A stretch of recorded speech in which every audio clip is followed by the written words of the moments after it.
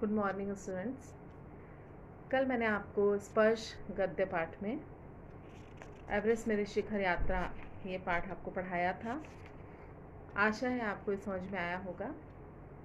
आज मैं इसके प्रश्न उत्तर आपको थोड़ा सा बताती हूँ, क्वेश्चन के आंसर्स बता देती हूँ। लिखेंगे तो आप अपने आप ही इसको।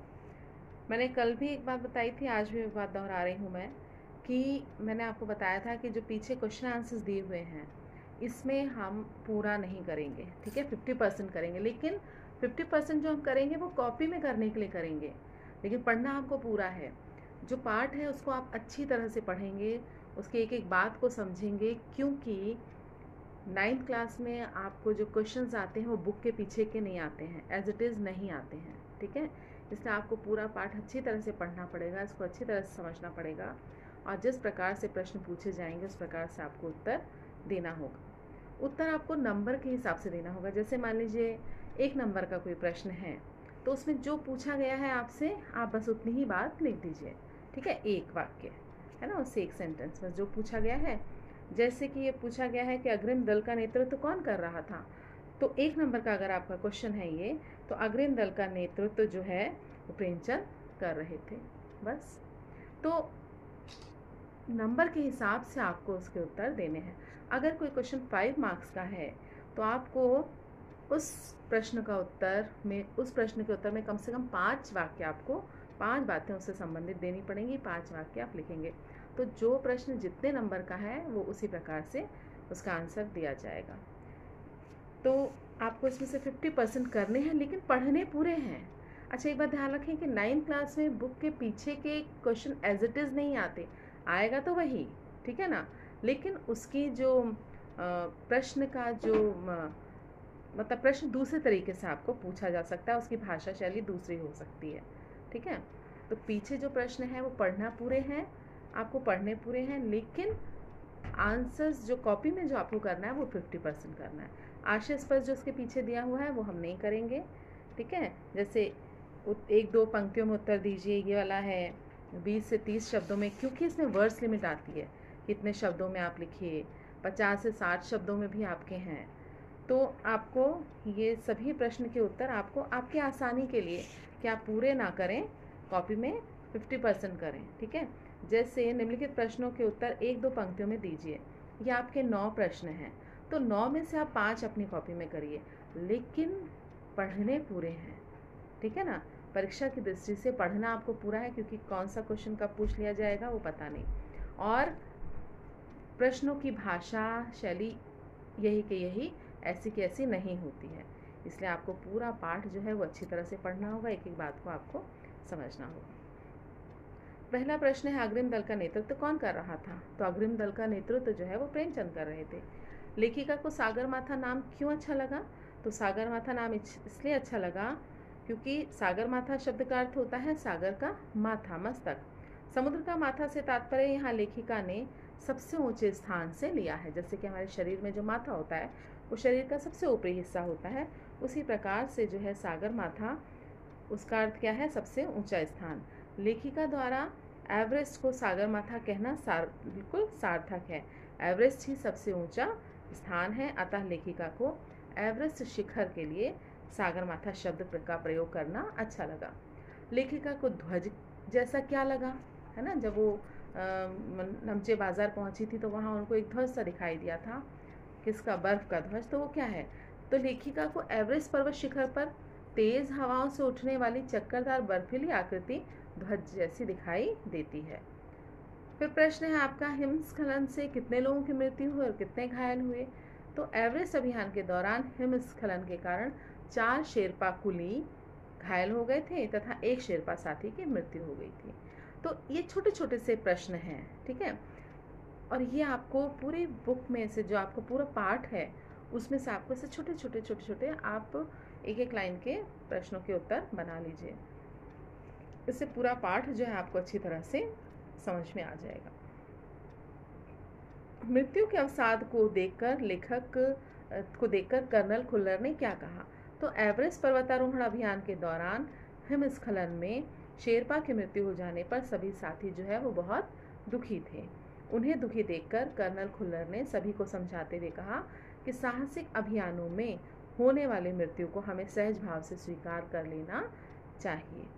तो मृत्यु के अवसाद को, जैसे कि मृत्यु के कारण मृत्यु को देख करके कोई डिप्रेशन में आ जाता है, तो कर्नल खुल्लर ने ये कहा कि हम इस तरीके के जब साहसिक अभियान जो हम करते हैं तो वहाँ जो कई बार आकस्मिक मृत्यु भी हो जाती है, तो उस तरीके की मृत्युओं को हमको उस तरह की मृत्यु को सहज स्वीकार करना चाहिए। तो जब हम किसी साहसिक अभियान में जाते हैं तो हम हमारे दिमाग में ये चीज़ होती है कि हो सकता है हम इसमें सफल हों और हो सकता है सफल ना हो, और हमें कई बार हो सकता है मृत्यु का आलिंगन भी करना पड़े। रसोई सहायक की मृत्यु कैसे हुई? तो एवरेस्ट शिखर पर जलवायु अनुकूल न होने के कारण रसोई सहायक की मृत्यु हो गई। कैंप 4 कहाँ और कब लगाया गया था? तो एवरेस्ट अभियान दल के सदस्यों ने कैंप 4 जो है 29 अप्रैल को लगभग 7,900 मीटर की मीटर ऊंची साउथ कोल जगह पर लगाया था। लेखिका ने शेरपा कुली को अपना परिचय किस तरह दिया? लेखिका बचेंद्री पाल ने शेरपा कुली को अपना परिचय एक नौसिखिए पर्वतारोही के रूप में दिया। लेखिका की सफलता पर कर्नल खुल्लर ने उन्हें किन शब्दों में बधाई दी?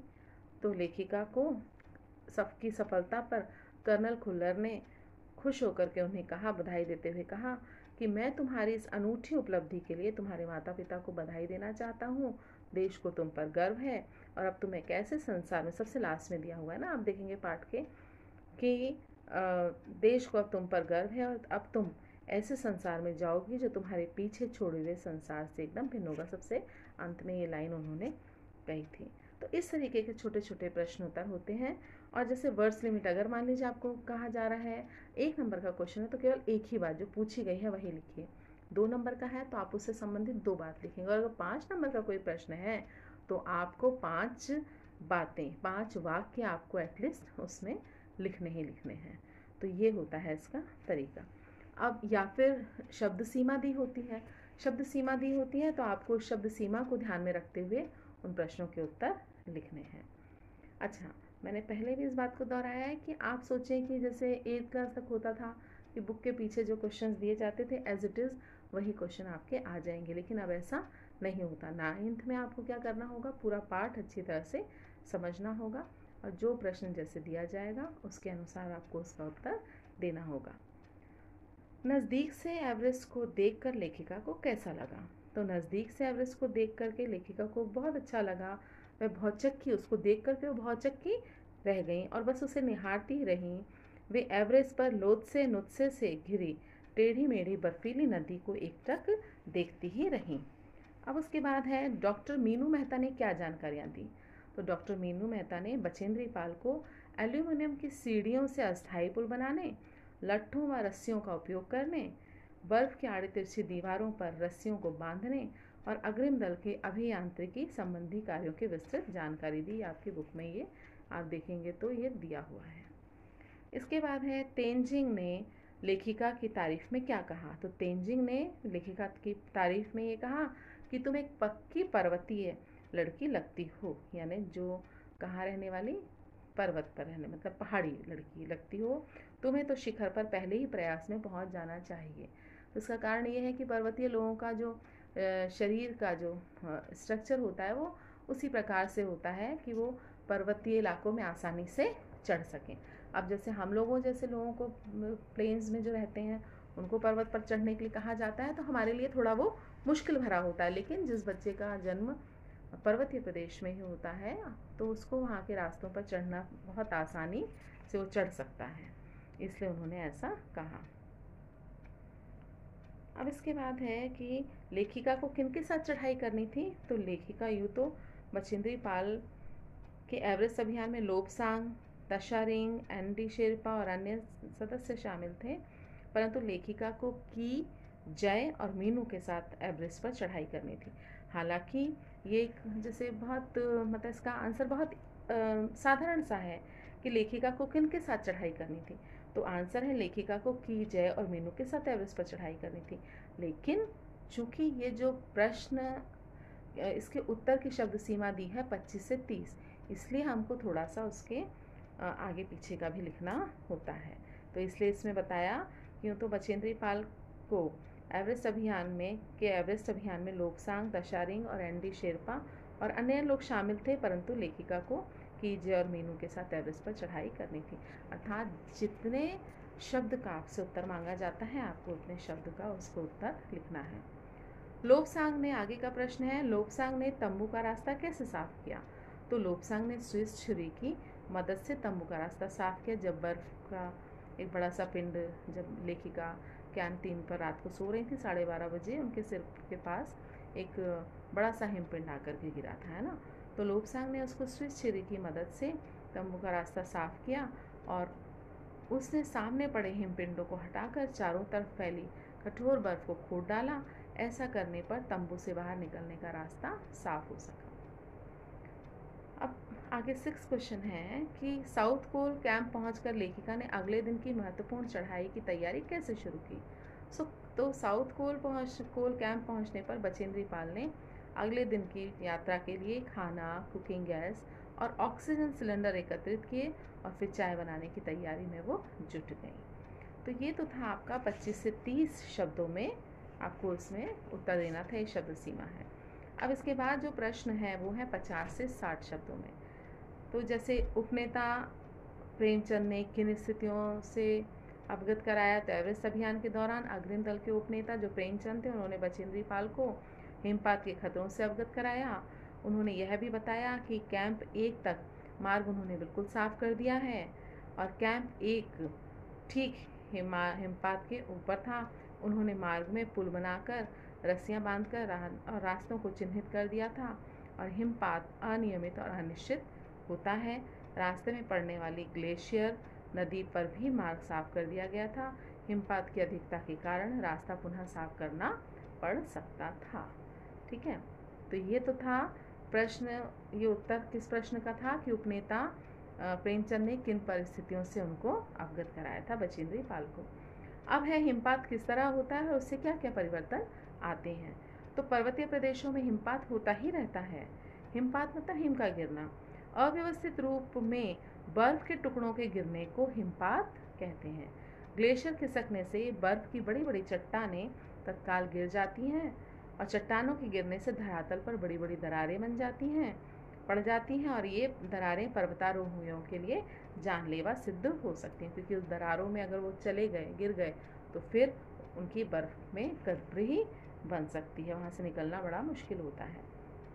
लेखिका के तंबू में गिरे बर्फ पिंड का वर्णन किस प्रकार किया गया है? तो ये तो बहुत आसान सा है और इसमें काफ़ी अच्छा इसका वर्णन उसमें किया गया है कि बचेंद्री पाल ने लोत्से ग्लेशियर में से टूटकर तंबू में गिरे बर्फ के टुकड़े का बड़ा ही भयानक वर्णन किया है।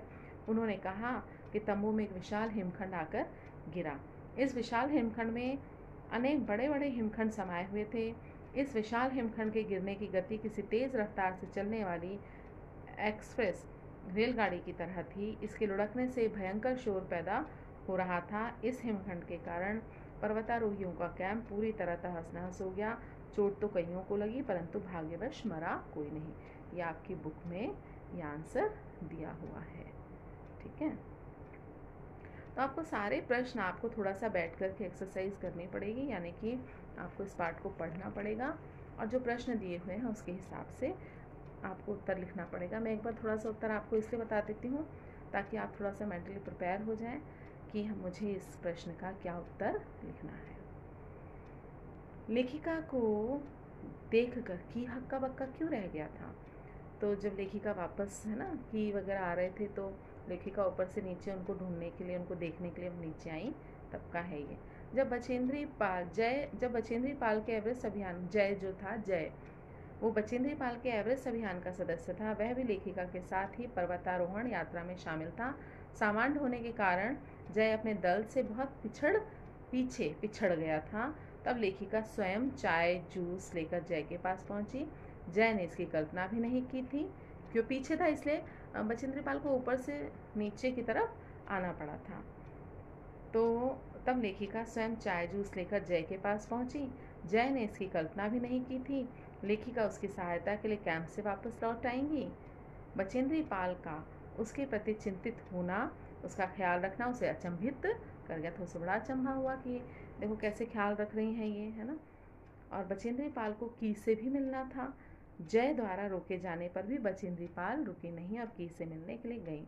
की जो था वो बचेंद्री पाल को देख करके हक्का बक्का रह गया, क्योंकि कोई ऐसा सोच ही नहीं सकता है कोई एवरेस्ट पर विजय प्राप्ति के लिए निकला है और ऊपर पहुंच चुका है, मतलब है ना, तो वो आगे की, क्योंकि उसे विजय लेनी प्राप्त करनी है, तो आगे बढ़ेगा या वापस अपने साथियों को देखने पीछे आएगा, क्योंकि जो मतलब बर्फ़ का जो रास्ता है, बर्फीला रास्ता एवरेस्ट का, वो इतना आसान नहीं है, बड़ा कठिनाइयों भरा है, तो कोई वापस क्यों फिर नीचे आएगा। तो की बड़ा हक्का बक्का हो गया जब उसने बचेंद्री पाल को देखा।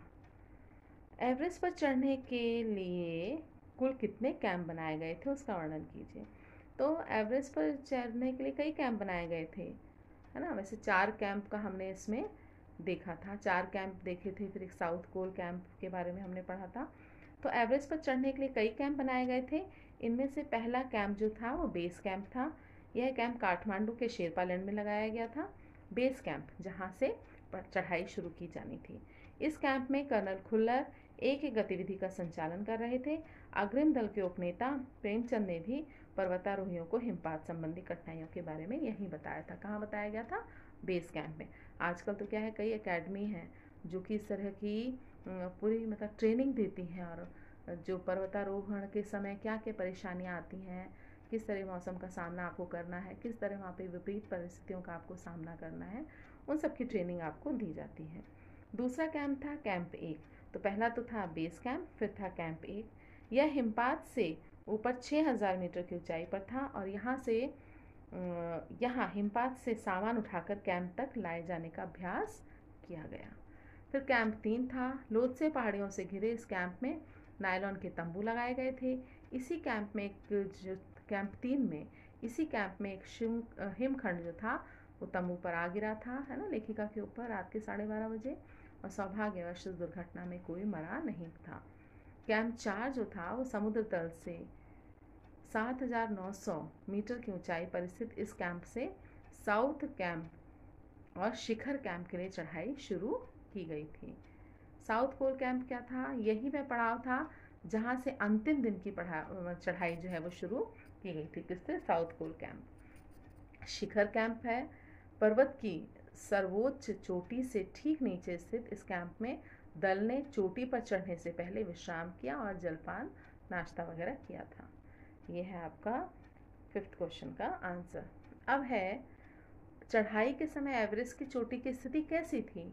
तो बचेंद्री पाल जब अपने दल के साथ एवरेस्ट चोटी पर पहुंची तो वहां तेज हवा के झोंकों के साथ बर्फ उड़ रही थी। घनी बर्फ के कारण आसपास कुछ भी नहीं दिखाई दे रहा था। आपके जो दिया हुआ है पाठ में देखें आप। और पर्वत की तंग शंकु आकार की चोटी पर 2 आदमियों को इकट्ठे खड़े होना मुश्किल था। चोटी से नीचे देखने पर हजारों मीटर तक ढलान नजर आती थी और उस स्थान पर खुद को स्थिर खड़े रखना बड़ा कठिन था। आखिर में पर्वतारोही फावड़े की मदद से खुद को वहां खड़े रहने के लिए जगह बनाने में सफल हुए। तो ये बातें आप किस में लिखेंगे, किस क्वेश्चन में लिखेंगे कि चढ़ाई के समय एवरेस्ट की चोटी की स्थिति कैसी थी। अब इसके बाद है सम्मिलित अभियान में सहयोग एवं सहायता की भावना का परिचय बचेंद्री के किस कार्य से मिलता है। तो आप ये देखें कि किसी भी सम्मिलित अभियान में सदस्यों में आपसी सहायता और सहयोग की भावना का होना अत्यावश्यक है। बचेंद्री पाल के व्यवहार में भी यह सहयोग भावना झलकती है। उसने जब देखा कि उसके साथी की, जय और मीनू कैंप तक नहीं पहुंचे हैं तो वह स्वयं उनके लिए चाय जूस लेकर पहुंची। यद्यपि उन खतरनाक रास्तों पर वापस जाना खतरे से खाली न था, परंतु बचेंद्री ने इस बात की कोई परवाह न की। ये आपका 7th क्वेश्चन का आंसर है। ठीक है। अब इसके बाद आशय स्पष्ट है, वो आपको अपनी कॉपी में नहीं करने हैं। और जो भी है प्रश्न, जैसे कि फर्स्ट जो पहला है मौखिक वाला, उसमें 8 है, 9 है, तो उसमें से आप 5 कर लीजिए। 25 से 30 शब्दों वाला जो है उसमें आपके 6 हैं तो 3 कर लीजिए। फिर उसके बाद 50 से 60 शब्दों वाला 7 है तो आप 4 कर लीजिए। ठीक है। लेकिन ये कॉपी में केवल करने के लिए है, बाकी आपको लर्न तो सारे ही करने हैं। और परीक्षा में कोई भी प्रश्न आ सकता है, उसके जो भाषा है वो बदल जरूर सकती है। उचित विराम चिन्ह भी आपके उसमें है, क्या बोलते हैं, कोर्स में है, तो विराम चिन्ह वाला क्वेश्चन भी आपको कर लेना है, ये वाला कि निम्नलिखित पंक्तियों में उचित विराम चिन्ह का प्रयोग कीजिए। विलोम शब्द भी आपको आ सकते हैं आपकी परीक्षा में, तो विलोम शब्द दिए हुए हैं जैसे अनुकूल का प्रतिकूल, नियमित अनियमित, विख्यात कुख्यात, आरोही अवरोही, निश्चित अनिश्चित, सुंदर असुंदर। उसी प्रकार उपसर्ग प्रत्यय भी हैं आपके कोर्स में। वैसे मैंने पहले आपको एक बार मैं सिलेबस भेज चुकी हूँ, ठीक है, फिर भी मैं कोशिश करती हूँ आपको एक बार और मैं कोर्स आपका सिलेबस जो है वो 9th क्लास का वो आपको एक बार फिर से बता देती हूँ, ठीक है, उसके हिसाब से हम पढ़ेंगे। तो अब जैसे निम्नलिखित शब्दों में उपयुक्त आपको उपसर्ग लगाने हैं, तो आपको ये पता होना चाहिए कि उपसर्ग क्या है और प्रत्यय क्या है। तो आप लोग ने अभी पढ़ा ही होगा, 8th क्लास, आप 6th क्लास से बता देते हैं कि उपसर्ग प्रत्यय क्या है। तो उपसर्ग क्या है, मूल शब्द के प्रारंभ में, है ना, वे शब्दांश, शब्दांश इसलिए कहते हैं क्योंकि वो पूरे शब्द ना होकर शब्द के अंश होते हैं, तो वे शब्दांश जो मूल शब्द के प्रारंभ में जुड़कर उसके अर्थ में विशेषता ला देते हैं या उसका अर्थ बदल देते हैं, ये उपसर्ग। तो यहाँ पर कुछ शब्द दिए हुए हैं और आपको उनको क्या करना है, उपसर्ग लगाना है। जैसे कि वास है, व्यवस्थित है, कूल, गति, रोहण और रक्षित।